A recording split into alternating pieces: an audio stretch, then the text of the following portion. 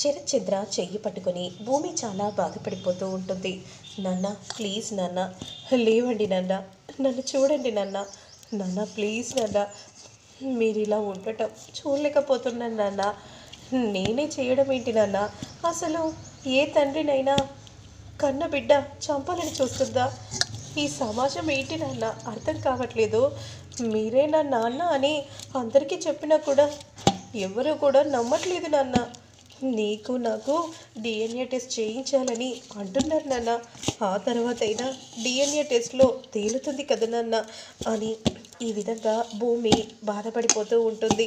Please నాన్న, లేవండి నాన్న, మీరు లేవాలి నాన్న, నన్ను మీరు గెలిపించాలి నాన్న, నేనే మీకు కూతుర్నని మీకు తెలియాలి నాన్న, లేవండి నాన్న, లేవండి అనే విధంగా అంటూ భూమి చాలా బాధపడిపోతూ ఉంటుంది. అదే సమయానికి అపూర్వ లోపలికి వస్తూ ఉండగా భూమిని చూసి ఒక్కసారిగా షాక్ అయిపోతుంది. వెంటనే ఒసై, ఏం చేస్తున్నావే నా బావ దగ్గర? నా బావనే చంపాలని చూసింది కాకుండా ఇప్పుడు ఇక్కడికి వచ్చి ఏం మాట్లాడుతున్నావే?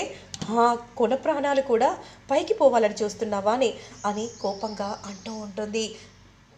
లేదు, వెళ్ళిపోవే, మీ అమ్మ దగ్గరికే నువ్వు కూడా వెళ్ళిపో అనే విధంగా అపూర్వ అంటూ బయటికి గెంటేయగానే నాన్న నాన్న అనే విధంగా అంటూ ఉంటే కూడా వెళ్ళవే వెళ్ళు అని అంటూ బయటికి మెడ పట్టుకొని గెంటేస్తుంది. ఇక భూమి చాలా బాధపడిపోతూ అక్కడి నుండి నడుచుకుంటూ వెళ్తూ ఉంటుంది. ఇక వెంటనే భూమి వెళ్ళడాన్ని చూసిన అపూర్వ ఇక రౌడీలకు ఫోన్ చేస్తుంది. నేను లొకేషన్ పంపిస్తున్నాను, తను అటువైపే వస్తుంది, సరే మేడం మేము చూసుకుంటాం అని అంటూ వెంటనే కాల్ని కట్ చేస్తారు. ఇక మరోవైపు మాత్రం భూమి అలా నడుచుకుంటూ వెళ్తూ ఉంటుంది. శరత్ చంద్ర గురించే ఆలోచిస్తూ బాధపడిపోతూ అలా నడుచుకుంటూ వెళ్తూ ఉంటే అదే సమయానికి రేయ్, మేడం పెట్టిన ఫోటో అదిగో ఆ అమ్మాయి ఒకేలా ఉన్నారు అని విధంగా అంటూ వెంటనే భూమిని రౌడీలో చూసేస్తారు. ఇక మరోవైపు మాత్రం శారదను ఇంటికి తీసుకొని వస్తాడు. అప్పుడు వెంటనే అన్నయ్య, భూమి ఎక్కడన్నయ్య, భూమి ఎక్కడ, భూమి మీతో పాటు రాలేదా, ఎక్కడికి వెళ్ళిందన్నయ్య అనే విధంగా పూరి అడుగుతూ ఉంటే అలా అడగవే, మీ అన్నయ్య ఏం సమాధానం చెప్తాడో వినాలని నేను అనుకుంటున్నాను.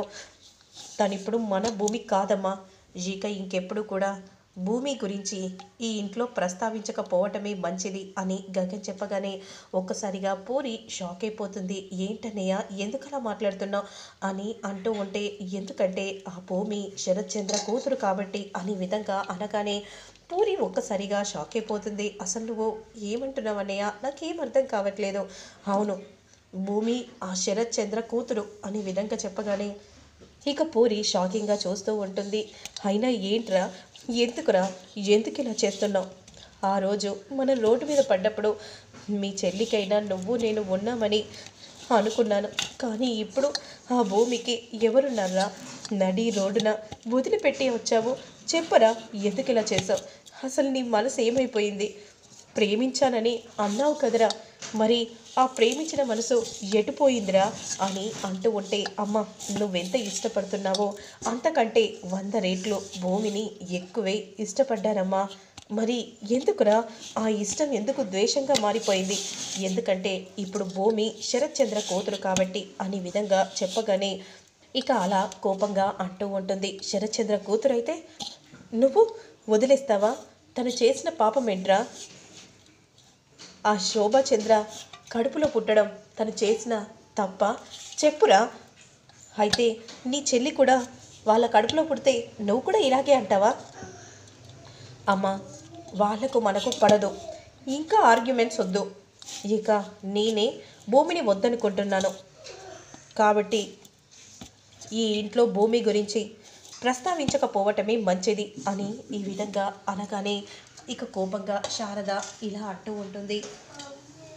నీ చెల్లికి కూడా ఇలాంటి పరిస్థితి వస్తే ఏం చేస్తావురా అని అంటూ ఉంటే అప్పుడు వెంటనే గగన్ అలానే చూస్తూ ఉంటారు. చెప్పరా, నీ చెల్లిని ఎంతో ప్రాణం కంటే ఎక్కువగా ప్రేమించాడు, మరి బద్ధ శత్రువు ఈ ఇంటికి అల్లుడుగా రాబోతున్నాడంటే నువ్వేం చేస్తావు? ఆ పెళ్ళిని క్యాన్సల్ చేస్తాను. అన్నంత ఈజీ ఏదీ కాదురా, ఈజీ అయ్యేలా నేను చేస్తానమ్మా. ఇంకెప్పుడు కూడా ఆ భూమి గురించి ఈ ఇంట్లో ప్రస్తావించకండి అనే విధంగా అంటూ కోపంగా కూర్చొని అలా పచ్చడి వేసుకొని ఆ పచ్చడి మెతుకులను తింటూ ఉంటే శారద పూరి ఇద్దరు కూడా షాకింగ్గా అలానే చూస్తూ ఉండిపోతారు. ఇక మరోవైపు మాత్రం భూమి నడుచుకుంటూ అలా వెళ్తూ ఉంటుంది. సై నువ్వే కదే భూమి అంటే? ఎవరు మీరు? ఎవరా తర్వాత చెప్తామో, ముందు నువ్వు భూమినేనా కాదో అదే చెప్పు. వీళ్ళు చూస్తుంటే నాకెందుకో కంగారుగా ఉంది. నా పేరు భూమి కాదు. భూమి కాదా అన్న? ఇది అబద్ధం చెప్తుంది. ఈ ఫోటోలో ఉన్న అమ్మాయి ఈమె ఒకేలా ఉంది అని ఈ విధంగా అనగానే, మా దగ్గరే అబద్ధాలు చెప్తావా అని విధంగా అంటూ వెంటనే కత్తిని తీయగానే ఒక్కసారిగా భూమి షాక్ అయిపోతుంది. ఇక వెంటనే కత్తితో భూమిని పొడవబోతూ ఉండగా ఇక ఆ క్షణమే భూమి నెట్టేసి పరిగెత్తుకుంటూ వెళ్తూ ఉంటుంది. మరోవైపు మాత్రం ఎప్పుడెప్పుడు భూమిని చంపిన కబురు అపూర్వకు చెప్తారా అని 1000 కళ్ళతో ఎదురు చూస్తూ ఉంటుంది అపూర్వ. ఇక వెంటనే ఇప్పుడు తప్పించుకోలేవే అనే విధంగా అంటూ